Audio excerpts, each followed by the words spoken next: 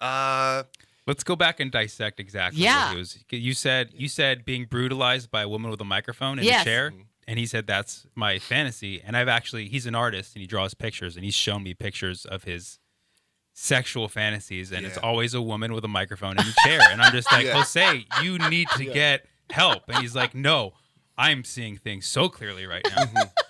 she's usually Russian, though. Здравствуйте. You Oh, need this yeah. thing for me? Oh, whoa, Yeah, hey. just that. Yeah, whatever. Do you know. speak? I'm in California. No, just everybody here is into something strange. Have you busted out the Russian accent I on your have- show before? No, never. Look at But us. We're pulling it out of her. That's Yeah, great. well, I try and keep it to the Boston accent where I don't really say anything with an I in it that makes any coherent sense.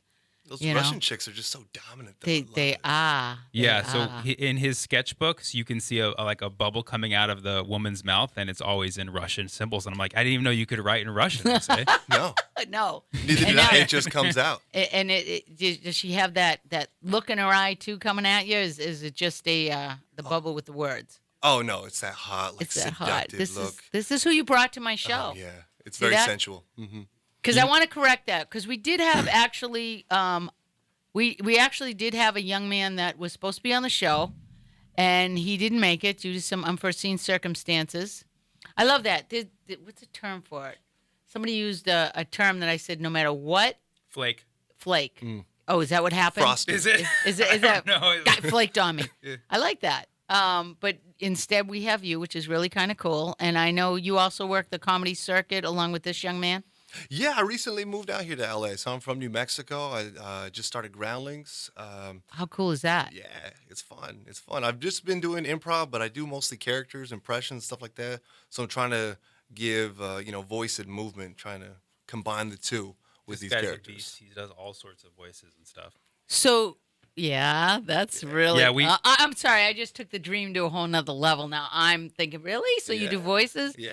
Okay, that's really cool because you do know you've been in the business long enough to know that most aspiring people that come to LA think that comedian is the easiest pick of what you can do because somebody told you were funny when you were a kid. Right. Do No. people think that? Oh my God, it's just I guess some people act like it for sure, but Right. I guess I've never heard anybody say that out loud. Yeah, You know, comedian's the easiest, right? Like, I've never heard that. the comedian. Yeah, well, most people think for me, everyone would say you really ought to do stand up, and it's like great, okay, but then you start talking to comedians, as I've said, and I'm like, why would you ever get back up on stage? They did what to you? They said that. They did this. Oh my God, it's horrific. And why does a comedian?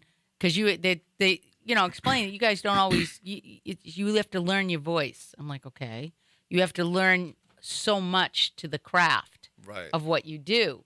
And there's actually a lot of comedians that listen to my show who are telling me that they go, I love the information I'm getting from your show, because if they're new or they don't have an understanding of what it would be like, because, I have family in Boston, and everybody assumes that when you come out to LA, it's just like you just get up on stage and you be funny. But you have like 30 other people getting up on stage being funny along with you. So you have to be unique and stand out, right? Yeah, it's kind of like asking somebody if they ever tried committing suicide. It's like, have you ever tried cutting yourself? I think you'd be good at it. Just saying. I like that, yeah. And for the first few times, that's exactly what it feels like. It's like, I would have rather just stayed home. Yeah, for that matter. But I'm going to get up again. Oh, yeah, you got to. Right. It starts to get better after a while. But I mean, like you're a teacher. You came from. I was a teacher. Yeah. I'm a model now. You're a model now, Yeah. which is a much more lucrative field. Yeah. Yeah, you can pretty much nobody's throwing anything at you yet. But if you're as far as saying that you started out doing this and now you're doing comedy extremely well. I've happened to be very fortunate to see you actually do your act, which I was blown away because, in all seriousness, you do something so different that makes you stand out because you actually have this intelligence to you that while I'm listening to your comedy, I'm actually learning something in the process, which is just like, it's beautiful. I love that. Exactly. Yeah. It's very intellectual. You got to be on your toes when you're watching sex. Right. I know, You make right? sure you're paying attention. I tell people, bring a calculator. Okay, bring a calculator because you're gonna need to add some things up. Yeah, I mean that really is well for what you're doing. Like he says, you do voices and stuff, Right. so that's something that you're perfecting and you're actually learning and going to school for. Right, right. Which It's is always a process. Just listening, I think, is the biggest thing. Especially, with improv or with voices, you got to listen to what the sound they're producing, the movements that their body is making, what messages they're translating with their body, and to try and do that within your own body is rough. right because you don't know how you look Yeah, when you're doing it. sometimes you're not connected with your own body. You don't know what you're projecting. You might think you're projecting something, and it's completely different. And the best voices are very specific. Like when somebody can capture a very specific art of mimicry, it's very cool, and it requires a lot of focus and attention. Well, yeah, because it's every aspect, like he said. It's your mannerisms, it's your facial expression, also Yeah. that perfect. There's a tone, Hmm. that people don't realize when people do President Obama, and People, yeah, that's all I can do. Farewell, Obama. Farewell. yeah, that was tonight. I have to catch that. I came in at the end of that. So, as a go Yeah, ahead. Obama has this sort of speech pattern as Kermit the Frog. Like I don't have an Obama, but like I feel like if Kermit was to do a speech in the Oval Office, it would be the same. He's like, "My fellow Americans," and just stays there for like 5 minutes, and it draws you in. We are going to war with Iraq. It's like, okay, that's not that bad, That's okay. Yeah. All right. So I try not to put comedians on the spot. Like, okay, Yeah. be funny. But how many voices? Who do you get? What do you do? I don't know. I do specific. I do like mashups. So I Okay. don't do a specific impression. So what I'll do is like the most popular one right now is a Mexican Arnold Schwarzenegger because a lot of people forget that he hooked up with his maid. Oh, that's And right. as a No, little kid, no one women talks I about remember haven't that. forgotten. I think about it all the time. Right? He's half Panamanian, half Schwarzenegger. Tell me that's not the worst form of Spanglish you have ever heard. Oh my right? God, Arnold's learning Spanish now to reconnect with his son. I saw it on 60 Minutes. that must be hysterical. Right, it was the most awkward conversation they've ever seen. He's like, yeah, orderly, hello, how are you? Nice to meet you. Mucho gusto, mijito. Tienes una pregunta para ti. Why are you so skinny? You're looking so flaquito. Can you imagine that? 18 years, you had never met your father. He wants to talk about nutritional facts. He wants to talk about meal prepping. He's like, yeah, get down. Siéntate. Vamos a comer. I'm going to make you something. ¿Qué quieres, huh? Arroz con pollo? A little chicken, a little rice. You get your protein, you get your carbs. Cállate, siéntate, sit down. Talk about a messed up kid. Right? Is it just You should also say something like he was always pronouncing California in Spanish, anyways. Right. He was halfway there. right? Right? Bienvenidos a Califa.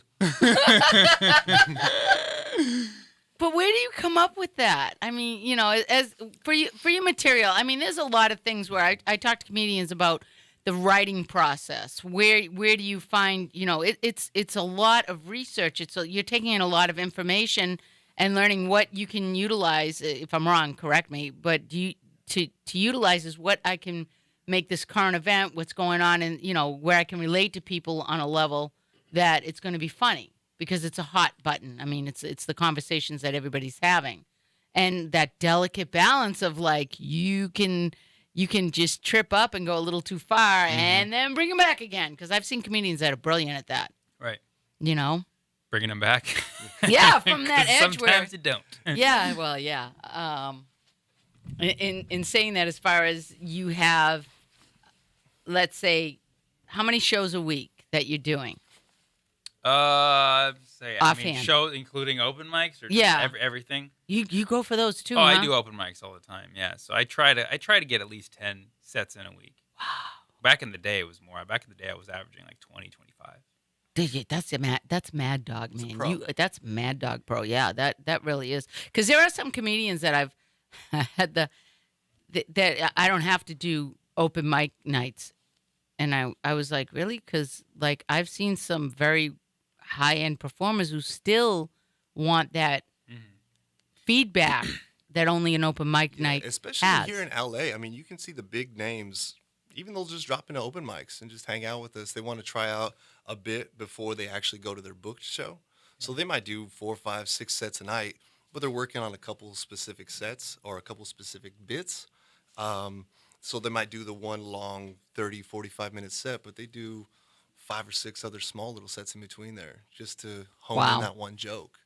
Yeah, And- like if you're a big comic, like you're a Louis C.K. or something like that, your open mic is like someone else's really good show. Right. You know, you just drop in on some random show that's already really good show, but it uses an open mic. You know, and for kind of the little more lowlies, we actually do the real open mics that have like 5 people in the crowd. Oh yeah, that. Or like from- 40 comics that are just staring 40 at you comics blankly. staring at you, yeah. Yeah, I've seen those. That Yeah. is it harder? I mean, to perform in front of comedians Oh my God. because it's a lot of. I mean, there is a lot of ego that goes with that. Being a comedian. Yeah, and there's a lot of politics to go on too. You know, like Yeah, when more than I that. started in LA, it was like cold stares. But then I would do the open mic so much I was making friends. And when you have friends in the audience, they warm up to you. You know, but now like so much time has passed and there's so many new comedians, it's like you'll still get those blank stares. But if they hear you've been on TV, they'll respect you a little bit more. So it's very political. Well, yeah, it's showbiz. Yeah. But it's not. It's definitely comedians are not real people. That's a scientific fact. Oh my God. Yeah. Yeah. The other lesson I had to learn, which I didn't know till I came to LA, was the persona on stage, big as life, loving, great guy, comes Yeah. off stage and is like, what the fuck do you want? Yeah, right. One guy was like, don't tell me about you shit I don't give a shit about. Just give me the information. I was like, okay. Non-social, doesn't like people, gone. That was me. And I was she like, talking huh? about. Yeah, I didn't want to bring that up, Sammy. Yeah. And No, yeah. it's true, and it goes both ways. I mean, when I get up there, I'm real loud and all over the place, and my characters are, doing all these things. But off stage, I hardly say anything.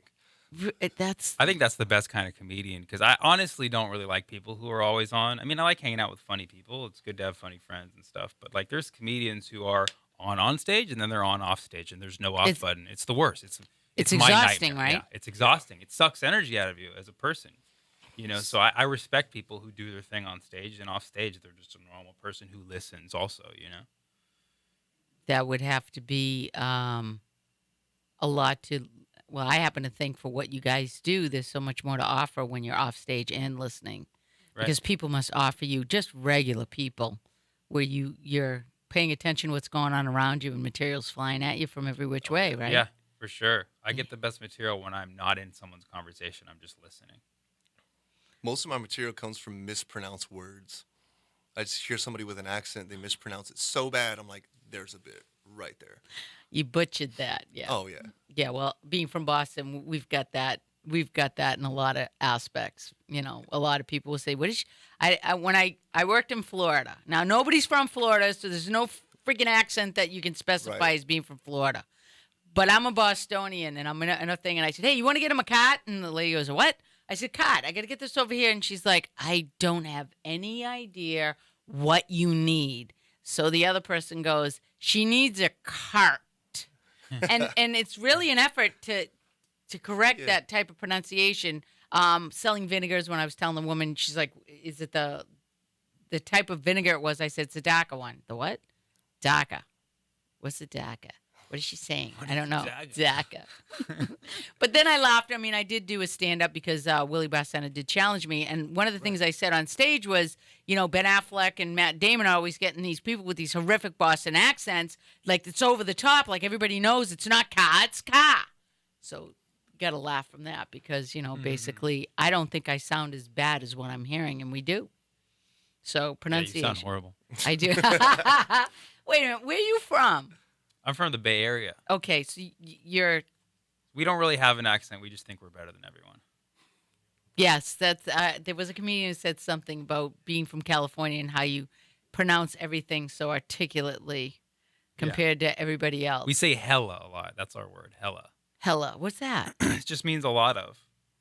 A hell of a lotta? Hella, yeah, like hell of, but it's just hella. It's one word, Hella. All right, I'll pack that away and bring it home with me so I can sound like, because everybody's impressed when you live out there. Helicast. My girlfriend, she's like, she teaches English to Canadians. And she found, because that was her business, that basically if she had to learn French, maybe there's a market to teach English. So she's like, you should do that. You live in Florida. There's a lot of Spanish-speaking people, and you could teach English. So I had this vision of, a bunch of Spanish people going, "J-Man, I got to get my car." She told me I got to get my car. I said, yeah, that'd be great. A Bostonian teaching English. I don't know how that'll work out, but yeah. Jose's taking notes right now. Exactly. I used to work with a Cuban. Everything you pronounced was awful. So what happens is when somebody doesn't speak English, they break it up into syllables. But if you say it slow enough, one word becomes an entire sentence. Oh, So at our work, you'd have to say the word amnesty. We had a program, amnesty. So I'm trying to teach him the word. It's even kind of hard to say if you speak English. But the way he pronounced it, it said something totally different. He said, "Oh yeah, welcome to the IM. We have an I am nasty program." that's awesome. That's awesome. I am And the lady's like, "Oh yes, let me sign up for that. Me too." Yes. That's beautiful. Yeah, you can have fun with that with the Boston accent because it really is something that I'm only going by the way people react to it. I'm really shocked if one more person weren't. Again, I'm living in Florida and everybody goes, "Come over here, hon. She's from Boston. Say it. Say car. Will you say car? Just say you park in the car." And I'm like, "Fucking, are you serious?" But this was like actual amusement to people who find that, I guess, the way I talk is a little bit different than everybody else. I personally don't. We have people in Boston that would say things like I worked the bar. My mother had a restaurant. So I was a bartender. So I have, John from Woonsocket, Rhode Island. Now, Woonsocket, Rhode Island has a whole different way they pronounce stuff. So I'd say, "John, what do you need?" "We need a couple, 2 tree over here." "A couple what?" "A couple, 2 tree. A couple, 2 tree fucking. And the other one was, next time you go through my yard, you go round. And throw me up the stairs them keys." So these were all like, depending on where you're from, it's a little heavier accent-wise. Like out here, there really isn't, like, I don't hear any different, unless you're Spanish speaking like you just did. But there's not really, I couldn't walk up to you and go, "You're from California," like if I was in Georgia. Right. So it's like, Maybe like in East LA. what's that sound like? Maybe like a hardcore, bro. Oh, okay. This is my barrio. Maybe like that. I don't know. It's regional. I don't know. Regional. I'm learning because it's a huge fucking state. You just can't get through it. If people are asking me. I saw a comedian post where he was playing. I'm like, "Yeah, let me put this into my GPS. I'm gonna go check it out." "You are 6 hours and 42 minutes away." I'm like, "Yeah, I'm thinking not." But Yeah, that's it's like 3 miles. yeah, yeah, California. I know. So, I mean, as far as like what you guys are doing, like I saw your clip. That's the new thing. The social media clips that everybody's doing on Instagram, the little shorts. That was brilliant. Oh, which one? I sent yours to as many people, my Trump people that are freaked out that he was elected. Oh, my analysis. Your of, analysis yeah. was fucking brilliant. The year of the monkey. Thank you. Just brilliant. And that's what I mean. Like I learned something. The comparisons, where do you get that information that you did to the year of the monkey was also when Bush was president and you did all of that. Where do you gather that? I got into astrology over the years because people are very surprised when I say I'm into astrology because they're like, "You're a math guy, you're a science guy. Why are you into that stuff?" I'm like, "Because there's a science behind it, The Chinese believe in this 12-year cycle because there's actually astrological or astronomical patterns that repeat every 12 years. So there's some actual science behind it. Same thing with the zodiac, splitting everybody into 12. So there's 12 months in a year. It's seasonal. If you're born in January, you're going to be similar to someone who's born in January just because of the sheer elements. There's a science to all this. So I try to look at those kind of scientific facts and look for patterns and stuff. And, lo and behold, when you look at the year of the monkey, you look at these past patterns, things that occurred similarly every year, and it was like, for instance, and I didn't really include this in the video because it wasn't as interesting, but the year of the monkey happens to be a year that the Republican Party always has a resurgence. So, for instance, with Ronald Reagan, that was kind of a new era for the Republicans. That's when he was reelected. Bush was reelected in the 2004, also the year of the monkey.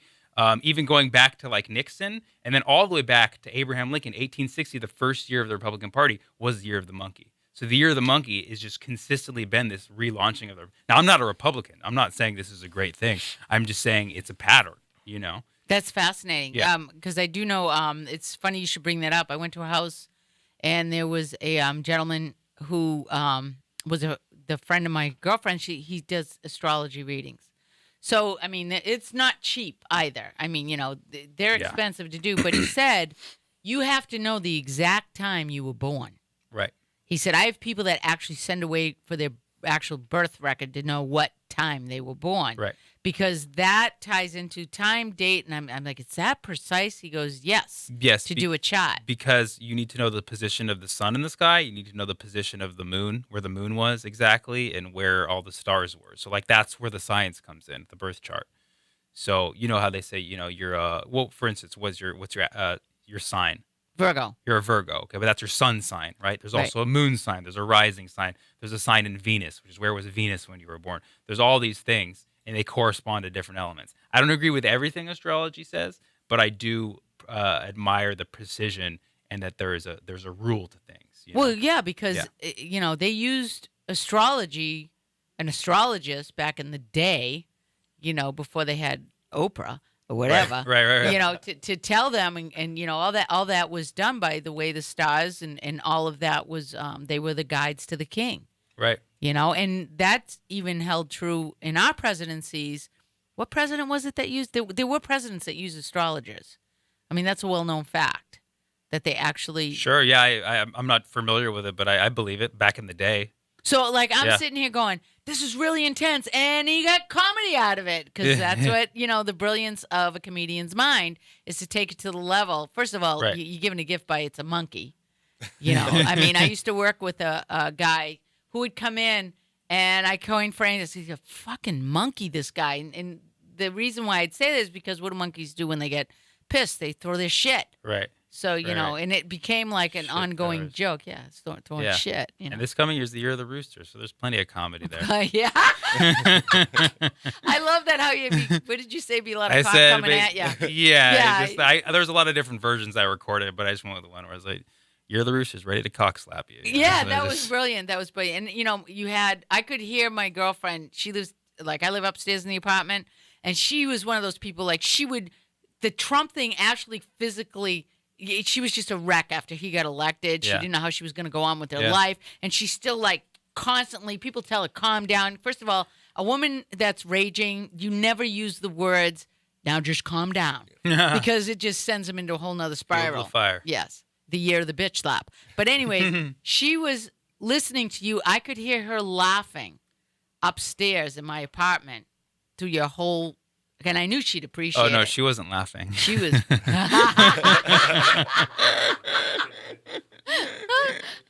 Yeah, listening to that because, you really did put it in there. Like I said, you learned something when you have a type of comedy that you walk away and you're like, shit, I learned something. That's pretty cool. Bring a calculator.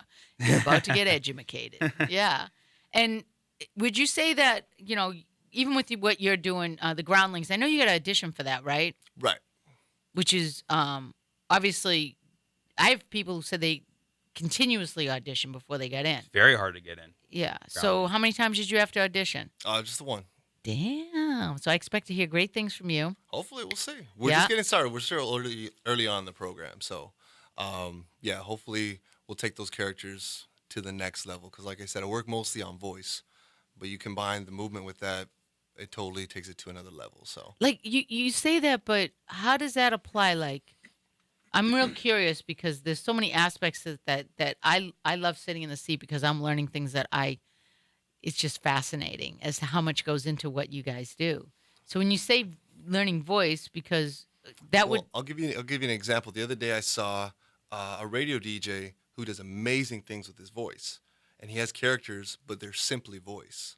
So he stands there on stage as if he was in the booth and does the character, which is awesome, but there's no movement to it. It's a visual art as well. So it's kind of lost. Now you look at a comedian, say like people that have been on SNL, their impressions, their characters, they move, they walk like the person that they're imitating. They talk like him. Their face moves in a certain way. So when you take it up to that level, you get immersed in it. And you just become that character. You know what I mean? So it's a marriage between the two. it's theater. Exactly. It's exactly what it is. And as far as the different components that you utilize for someone like you use you use a lot of different things that he doesn't use, right? I mean, Yeah, yeah. it's just but do you guys like take cues from each other as far as when you see other comedians? Have you ever walked away with something? I know you're unique and all that. Where you go, man, that I just learned something that was really what All he the just time. Yeah, did. always. It's always going to rub off on you in some way. You know, like I worked with Jose like 2 months ago, and just seeing his animation and his commitment to characters, you know, it doesn't make me say, oh, I'm going to go devote my stand up to characters, but it makes me say, oh, you know, you can do that. You can put more animation and commitment into it rubs off you, it inspires you, you know? So I would say definitely, like, especially when someone does something that you don't do or that's not your strong suit, it really, you know, influences you. Exactly. The same thing. His set is very intellectual. Like I said, it keeps you on your toes the whole time. And I was thinking, man, I'm doing a lot of fart and ass jokes. I should make people think a little bit about this a little bit deeper. So how can we dig between the lines and not just talk about the lines themselves? So what is there a little bit underneath the surface that these characters are actually saying, rather than just the sounds that they're producing? So I think you should be learning if you go to a show as a stand up, I think you should be learning every single time. You should be taking something away Totally. from it. Well, that would be even from sitting in the audience, and when I obviously having guests on my show, I want people that can actually contribute that know, like I said to the comedians, this is all about you guys. I mean, usually when you come out and you do a show, they have you on the show, like you are on Conan, am I right? He's he's from Boston too, so he's really really tall, right? Yeah. Isn't he like He's like 6? 8'4", something like Yeah. that. Before. He would be, he would Yeah. be, Yeah. yeah. That, but I mean, you come out, you do your bit. Did he sit you down and talk with you, or Yeah, was he it- called me over to the Oh, wow, that's a desk, big deal, and I huh? was not expecting. I didn't think he did that, but apparently he does that every now and then. I don't know if there's a rhyme or reason behind it, because I've seen him do it to a couple people, and I've seen him not do it, so I don't really know what it means. But or if it's just random. But it was cool. He called me over, and we had a little conversation. It's because you killed. Yeah, No, seriously, if you guys have watched the bit, right, you have to have something find for the them link, to do that. watch it. Absolutely murdered. Oh, thanks, man. Yeah, Thank you. yeah, because Did you it's see my on Conan set? YouTube, Did you watch right? it? Yeah, did you watch it? No, I haven't Okay. seen that, and Okay. it's one of the things that Way to do your research. I know this bitch didn't do a research. But you know, It's- you like. I mean, the math bit of mine you like. There's another version of that, but it's about history. So I do it in that Conan sense. So I'm thinking maybe you have a whole new education system that you could actually. I know. Well, you could actually do like a one-man show of being schooled in Sammy Obeid's. I might have paid Classroom. attention in class if it was taught like that. Right. I mean, well, yeah, because that was one of the things that I horrified of math. I'm the other side of the brain, obviously, creative and art and all the English. But when it came to math, I just Sounds like one of your bits. yeah. right. So- Yeah. When you did that thing where you were referencing like doing the rap thing and having to peel it, I Right. walked away and went, "Oh my god, I totally understood what he was saying," which was phenomenal for someone like Yeah. me who said, "I don't care what he says, I'm never going to get that." Yeah, I think just a lot of people just shut down when it comes to math just because of the way it's presented in our education system. And like you just said, I'm not a math person, I'm a creative person, but a lot of math can be very creative. There's so many different elements of math. There's spatial, geometrical. Everybody has one of those, areas of math that they're good at. But a lot of people never get to know it because they're so scared or they have this, innate hatred of math because of the way it's presented at school. But I was a cool teacher, but that was not. I was too cool. I was too cool of a teacher, so the kids would kind of take advantage of me. And No, kids taking advantage. Come on. yeah. I've got those. They oh, he's the cool teacher, so we can so it got too out of control. So eventually, I had to leave that behind. So that's why I'm in stand up, where I don't have to be cool. There's no line. Yeah. Right. Oh wait, no. Let me ask you that: is there a place that you won't go? I mean, everybody has a different thing where you won't. It's taboo. I mean, have you ever seen? I mean, is it Louis C.K. does some things that I'm going, that's no way anyone would touch some of the subjects that he You can talks pretty much about. talk about anything if you do it in the right way. Right, You look at okay. people like him or like I watched Dave Chappelle the other day. Oh my God, he was talking about the darkest things you could possibly talk about, like ISIS cutting people's heads off, Ray Rice knocking out his wife, all the riots in Ferguson, but he was doing it in a way that was so intellectual. He was saying something a little bit deeper than just the visual. You know what I mean? So it made it in a lighthearted way where you could say, "Wow, that is really funny," and you're thinking about it for days on end. Right. That idea that you walked away, that I call when I refer to comedy, it's like you guys hold up a mirror of truth with a fucking smirk on it, Mhm. and you can't deny what you're saying, and it's digested in a way that you can present it that people will actually address it. Mhm. Like comedians will say to me, "Yeah, you got to know your audience." It's like, so what, do you shake everybody's hands? Who the fuck are you? When they come in the door, I mean, know your audience. Mulling around in the crowd, it's like you never, there was the other guy who said that you don't want to dive into the crowd unless you absolutely know what you're doing as far as like what you're going to get back thrown at you. Mhm. I mean, every comedian gets asked the same cliche questions. I've asked cliche question, how do you handle heckling? I mean, how do you address the drunk that's like trying to take over your show? I just love to hear the different approaches. In case I ever do decide to do comedy, I'm like, what did he say again? Oh yeah, this is what I do. As far as being heckled. Yeah, everybody has their own approach.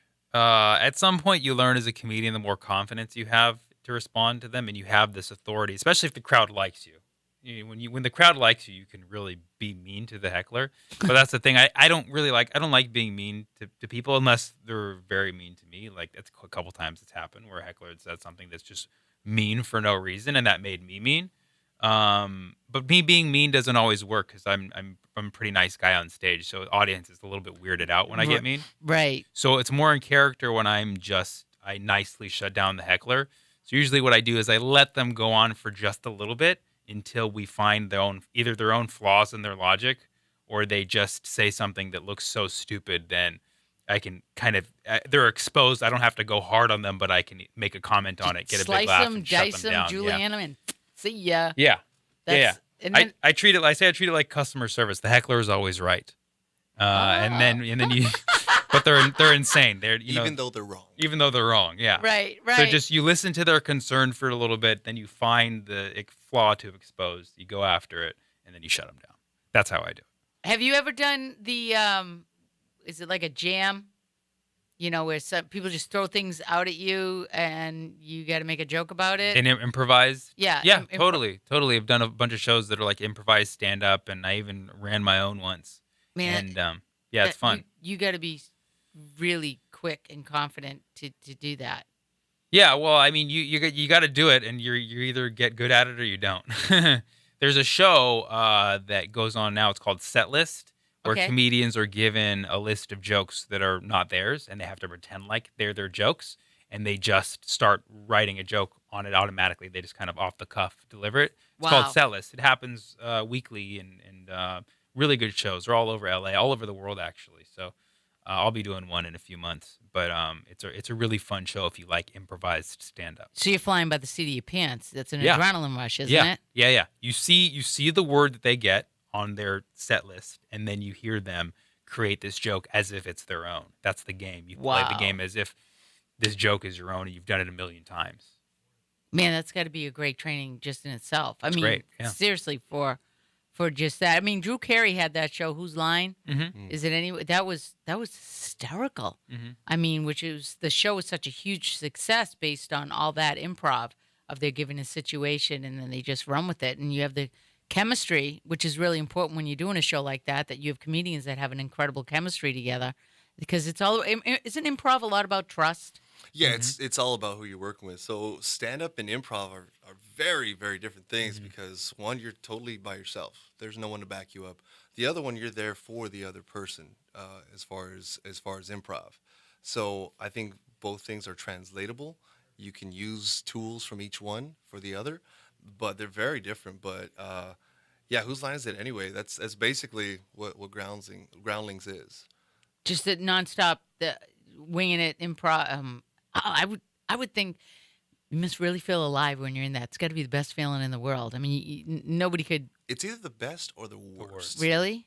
There's what nothing would be compares to yeah. like if you create something that's hilarious just on the fly, off the cuff, you feel 10 times more amazing than any of your joke that you wrote that you do on stand up.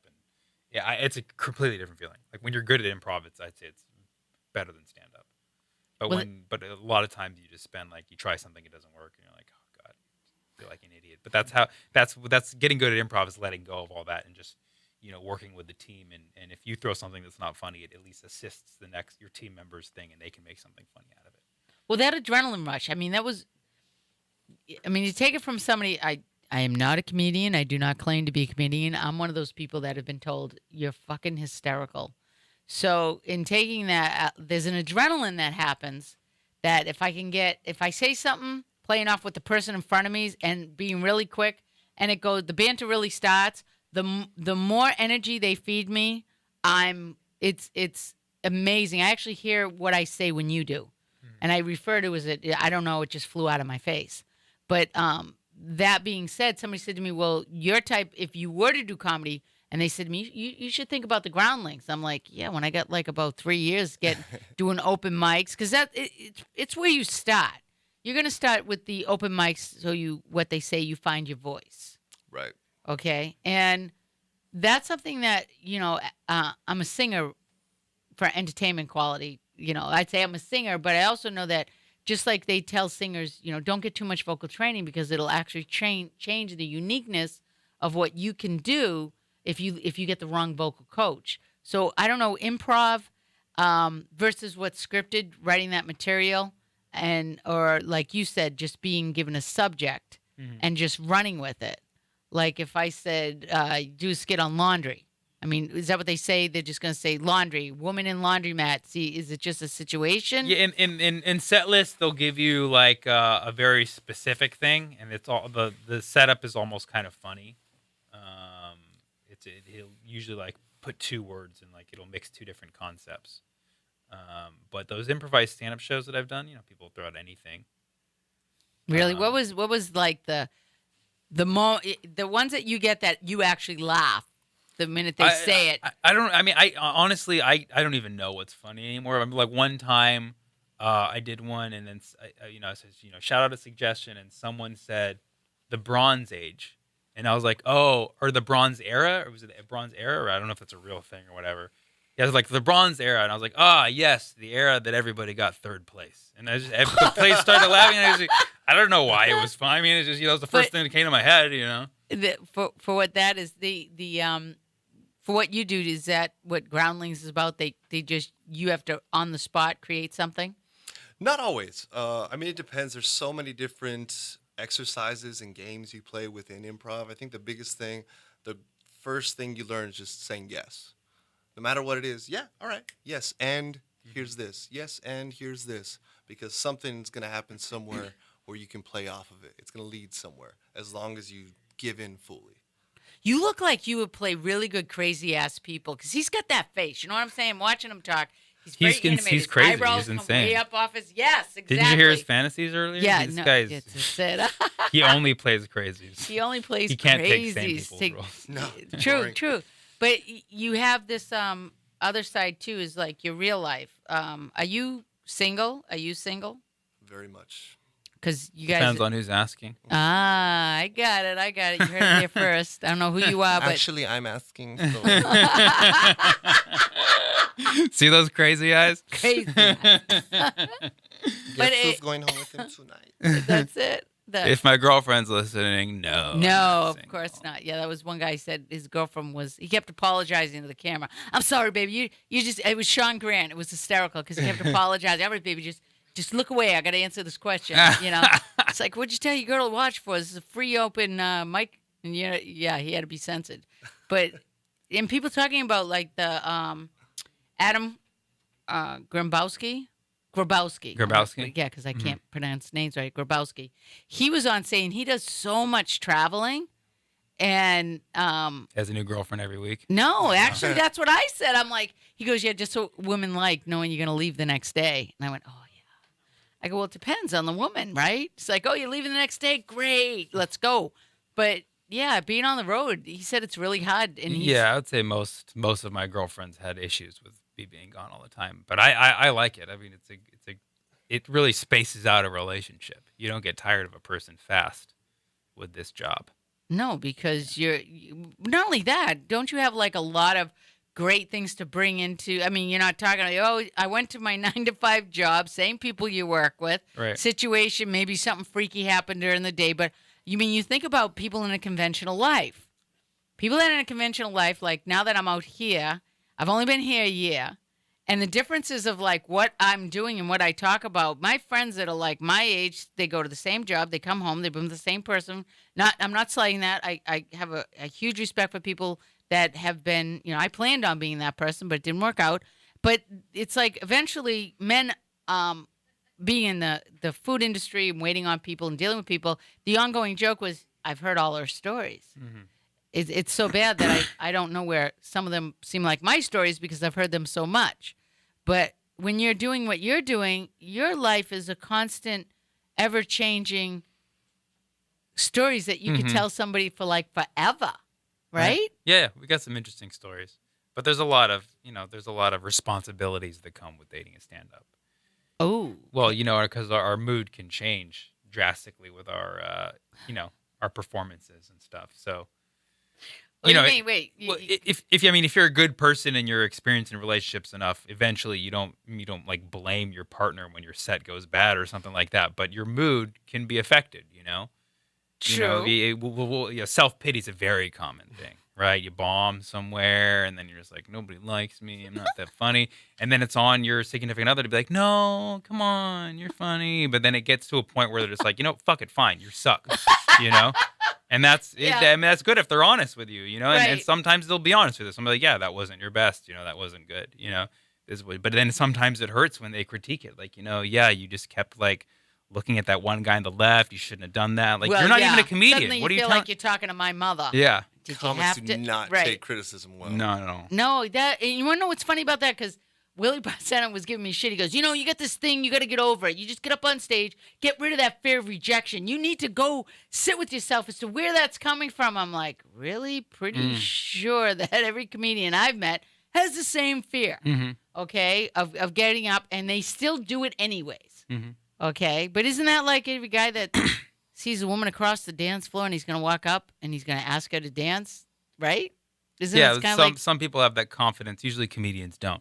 So that's kind of what distinguishes a comedian. They're the kind of people that don't have that kind of confidence in the dating world. Well, you never know. It depends. But yeah, I mean, we subject ourselves to it over and over again. But it doesn't. I mean, in between those nights, our confidence can be really low. I would think that the interaction sometimes of nobody wants to have a massive blowout with their significant other and then, hey, let's go up on stage and be funny. Although I had one friend tell me, oh no, he says, that brings a whole new energy because I'm so pissed that you can actually take that energy and put it into your comedy because now you really don't give a fuck because you're pissed. Yeah, I'm like, really? If you have an angry breakup, there's a lot of good energy that comes from that. But if you have a sad break, I've almost cried on stage one time going through a sad breakup. So it really just depends on what kind of breakup you're talking about. Okay. Yeah, but different energy comes. But generally, yes, pain creates good comedy. But that's a very Fine line. Yeah, it's a trap that you can fall in. I spent a lot of my early years in comedy with that mentality that like, okay, yeah, more pain brings better comedy. If something bad happens to me, it's just an opportunity for more comedy. But it's a vicious cycle, and then you either want to attract more pain. Or when life is too good, you're like, my life is too good right now. I'm not funny, But I learned okay. not to rely on that. I want to be happy and to be funny, And I would imagine hanging out in LA, it's like, look, I'm having way too much fucking fun with my life. Listen, buddy, yeah, you living in your car. You want to tell me some stories? Maybe I could live your misery, bring it with me, and put that up on stage. Yeah. Because, if you spend enough time talking to people in this industry, the struggling, the constantly, and I mean, it's a real grind. I mean, Melvin Jackson Jr., who just did New Edition, they just did the movie New Edition, and he's been traveling, he's been touring, and he's been talking a lot, with promoting his movie. He's here 1 minute, you see him there 1 minute. Well, he did a live, and it was very heartwarming. He actually said, I got a real job, people.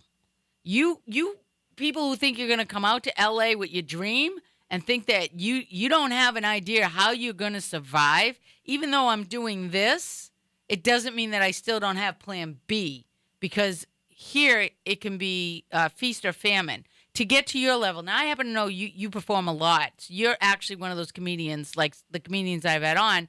Adam, for instance, he's gone all the time. He did 500 colleges or something like that, something insane.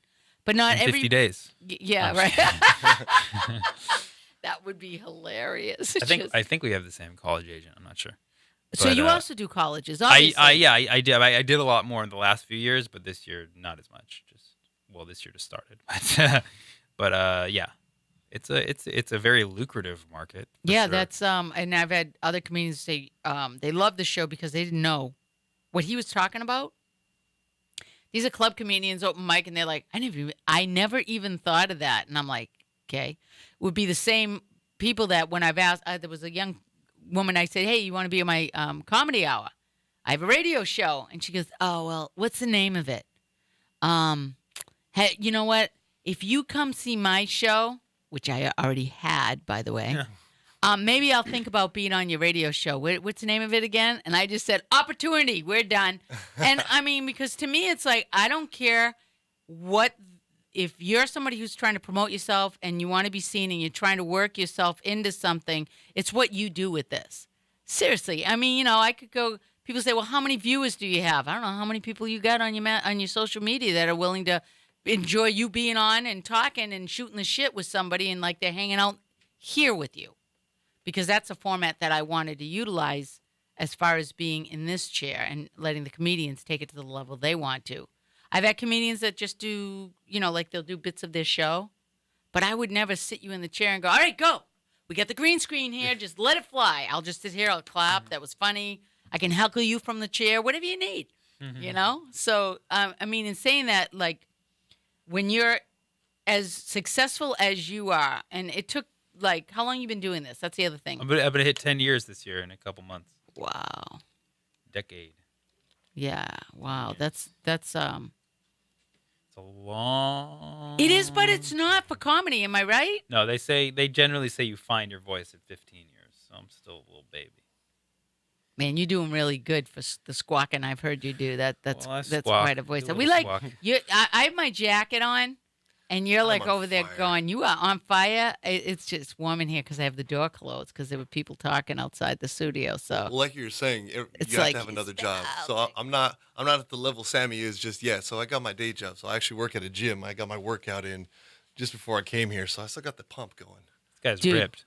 dude, let me tell you, I've a lot of the comedians that I've seen that you'll see their little Instagram, they're hitting the gym, Yeah. and they put that video up of you got to be, because I happen to believe that what you're doing. Wow. I know, I can't believe Wow. that just Oh, happened. etiquette. I Talk don't about know. etiquette, Emily. Seriously. First, you've ruined my cousin's vocabulary. Listen, yeah, I know your cousin's like, that woman, she's in Boston. They always swear like that. I actually had a woman comment on that. She was like looking at me. Well, I doing catering, and the woman's standing. She's staring me. Finally, she goes, does everybody from Boston say fuck a lot, or is it just you? And I go, it's fucking Boston. It is true to form. I'm sorry, but most Bostonians, East Coast, Jersey, well, that's where people usually go. You're from Jersey because they got an attitude, I guess. But they'll say that, this is with the East Coast people. They like to use the F-bomb all the time. Is there anything? I go, well, there's some words that it's actually, you grow up with that. Your mother didn't say, what are you kids doing in there? It's what the fuck are you kids doing in there? Don't make me fucking come in there. I mean, we just grew up with that. So it's like only natural that's how we funny talk. you say that. I used to know this guy from New York, and he was just so open about things that are just so personal. And he would cuss a lot, but he would just say things. I was like, dude, don't tell me that. I don't want to know that. He would talk about like ex-girlfriends. He said, oh yeah, man, she had testosterone through the roof, man. One of them bodybuilder chicks. Oh yeah, she had one of them micro penises. You know what I'm talking about? Little baby dick. Every time we hooked up, I thought I was screwing a Japanese guy. I'm like, no, dude. No, I don't want to know that. That's a character there that, yeah. I mean, I love that. I'm going to look at people in a whole new different light as I could put this guy, take on his persona and have my own comedy moment in doing that personality. Imitation is just brilliant. That's really all I do. I don't think I'm that funny. Just like my characters, those are the ones that get the laughs. I don't get any laughs. The setups, quiet. Crickets.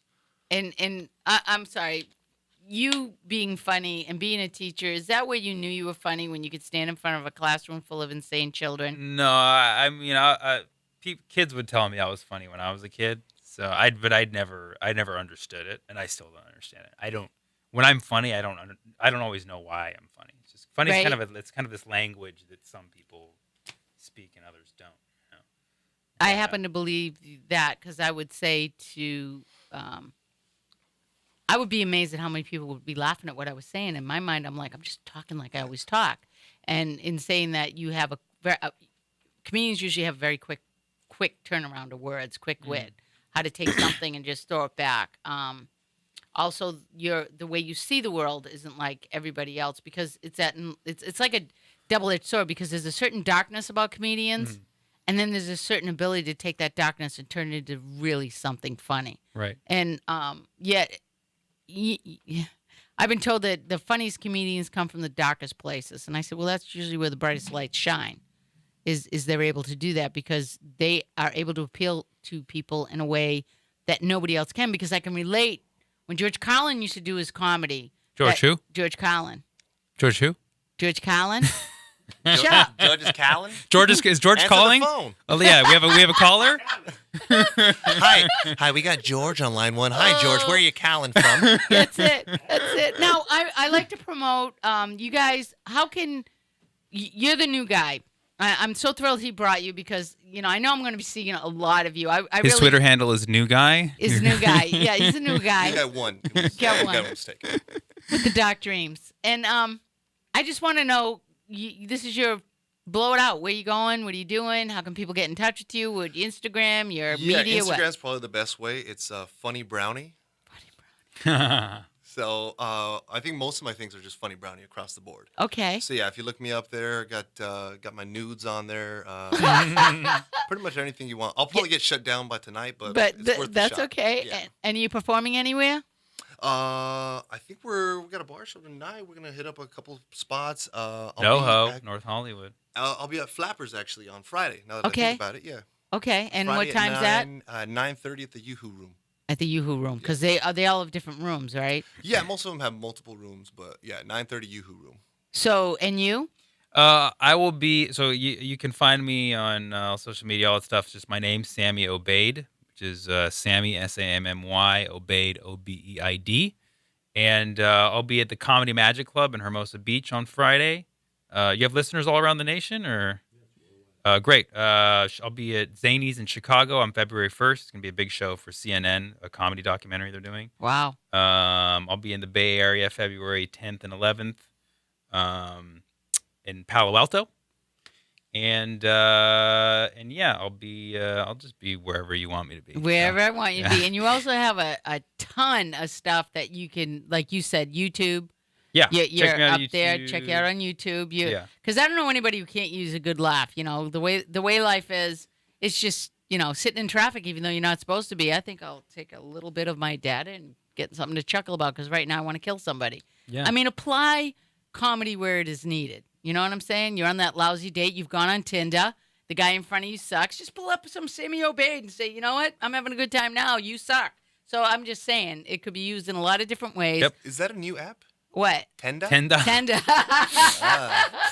And you want that Tenda. Tenda booty. Yeah, tender booty. Yeah, that was like a minute. I think with all that in California, I don't know how anybody would have a hard time finding anyone to date. All you do is stand still long enough, and somebody's all over you. Just could be me, but I'm just saying. Somebody's all over There's you. something all over you. It's like a whole bunch of coming at you all at once. So I mean, I really do like the comedians that I've had on. It's going to run live tonight.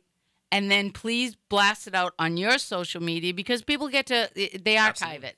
So they're able to see it. If they didn't catch the show, they're able to see it again. Right. And that's something that we really enjoy. I actually play it back and get to enjoy moments with you all over again. And, when you're out doing your show, you might want to give it a shout out. That's how I pump myself up as to this is just baby starting. And then there's a whole nother level we're going to be going to. That sounded so naughty.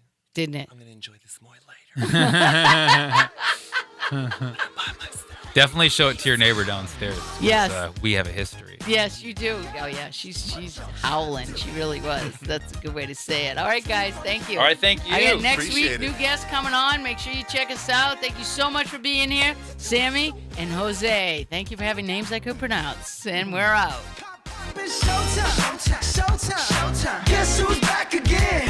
Oh, they don't know. Downtown, oh, they don't know. Downtown, I bet they know as soon as we walk in. Shut up. I'm wearing Cuban links, designer mix, Inglewood's finest shoes. Don't look too hard, might hurt yourself. Known to give the color red the blues. Shit. I'm a dangerous man with some money in my pocket. Keep up. So many pretty girls around me and they're waking up the rocket. Keep up. Why you mad? Fix your face. Ain't my fault they all be jacking. Keep up. Players only. Come on, put your pinky rings up to the moon.